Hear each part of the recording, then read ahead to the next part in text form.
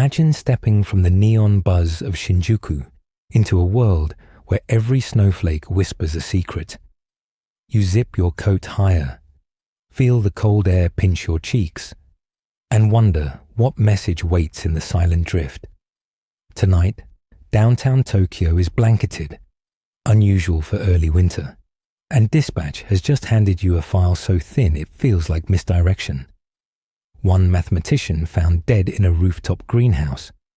Cause of death, a single puncture wound to the heart. Weapon missing. Motive unknown. Beside the body, a tray of freshly grown snow crystals, delicate dendrites raised under microscopes like rare orchids. You tilt the file, a few photos slide out, and suddenly, you sense a pattern hiding in plain sight. Could a murder really ride on the geometry of ice? That question stalks you all the way to the lab at the edge of the Sumida River. Frosted glass doors sigh open, and you step into a chamber kept at -10. Your breath fogs, curls and drifts, almost as if it wants to join the swirling flakes under the scientists' lamps. The victim, Professor Hiroto Sakamaki, was known for mapping chaos theory onto precipitation. He claimed every flake carried an equation, a fingerprint of the sky's memory. Colleagues dismissed it as romantic nonsense. Yet there he lies, slumped in a chair, surrounded by crystalline witnesses. You lean closer to the microscope slide marked number 1. 6 branches, each branch etched with notches that look suspiciously like Morse code. Coincidence or carefully carved confession? Your pulse quickens. The killer is speaking, but in a tongue only snow understands. You pocket the slide and head to the police jeep waiting out front. The heater rattles, working overtime, while you study Professor Sakamaki's last travel log on your tablet. A single entry jumps out. Hakuba Valley, 3 days ago. An alpine resort known for powder, so light locals call it Breath of the Fox. Funny place for a recluse professor to visit, unless he was meeting someone who didn't want to be seen in the city. You glance at the slide again. Could the notches be coordinates? Mountain peaks, perhaps. You feed the pattern into the mapping app. 6 dots connect to form a star that hovers over Hakuba, like a silent compass arrow. Coincidence keeps shrinking every minute. The road north takes you past endless pine silhouettes, their branches drooping under moonlit snow. The silence outside grows so pure, you almost miss the faint ring of your phone. It's Lieutenant Kato back in Tokyo. Forensics found no fingerprints, no DNA, nothing but a single shard of melted ice embedded in the wound. A weapon made of water, elegant, cruel, and scientifically impossible to trace once it's gone.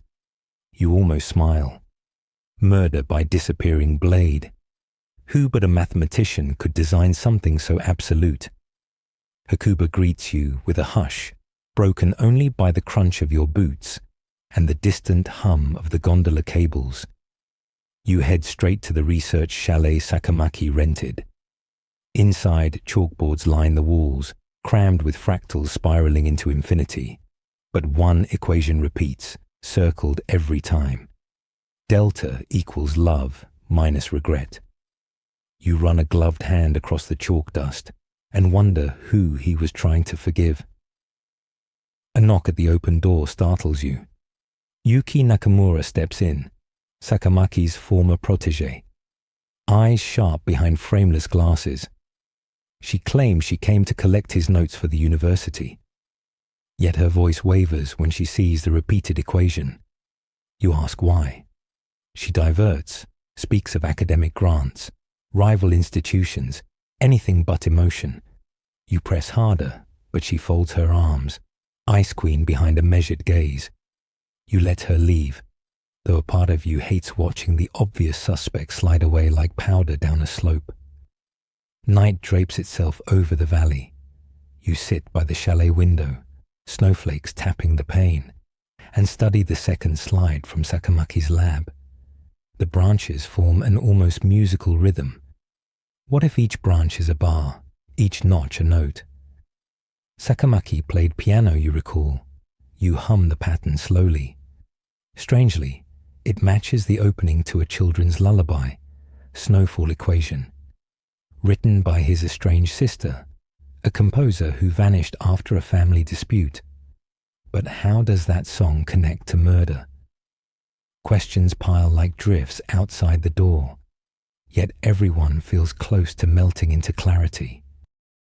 Morning brings sun so bright the peaks look sculpted from glass. You ride the gondola up to the summit where Sakamaki spent his last afternoon. The observation deck is deserted except for ski patrol markers, orange flags flapping in a gentle breeze.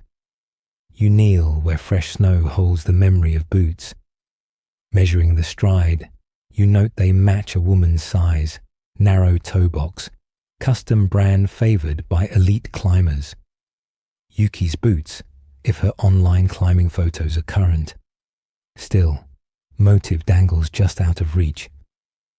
Back at base, a text from forensics finally cracks the code. They overlaid the microscope image onto a thermal map of Sakamaki's greenhouse. Each Morse notch matches the temperature reading of a specific panel. When arranged sequentially, the panels spell out a sentence. Forgive the ghost under the mountain. You say it aloud, and it tastes like confession. Whose ghost?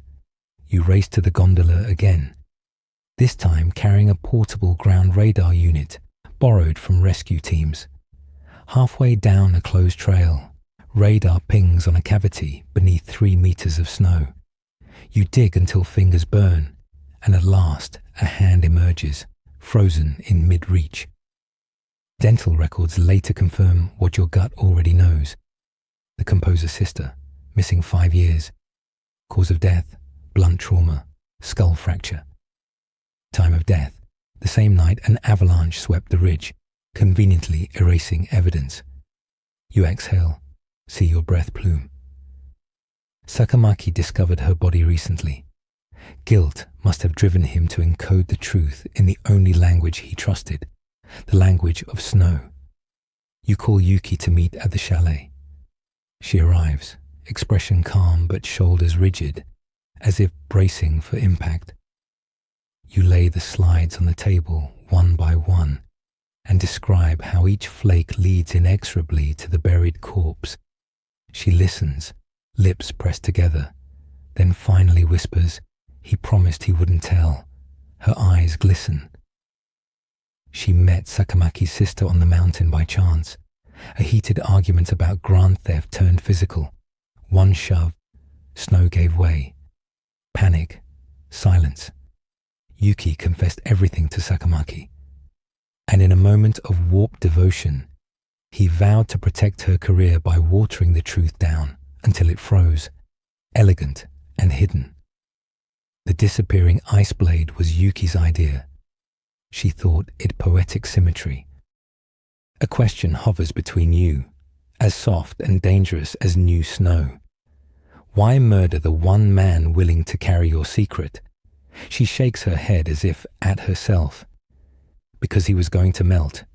He planned to go to the police after seeing her body again.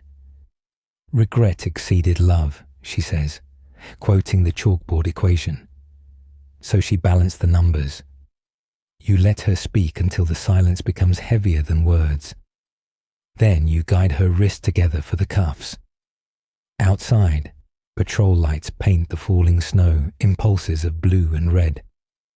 She looks up as if trying to read the sky, but the flakes are mute again, ordinary, purposeless.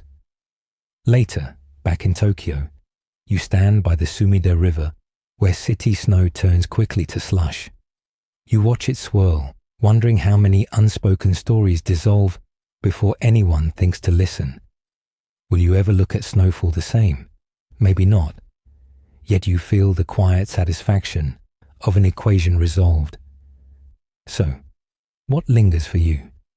Perhaps it's the reminder that truth, like water, can freeze into any shape, sharp enough to cut, beautiful enough to distract, but eventually destined to melt under the light.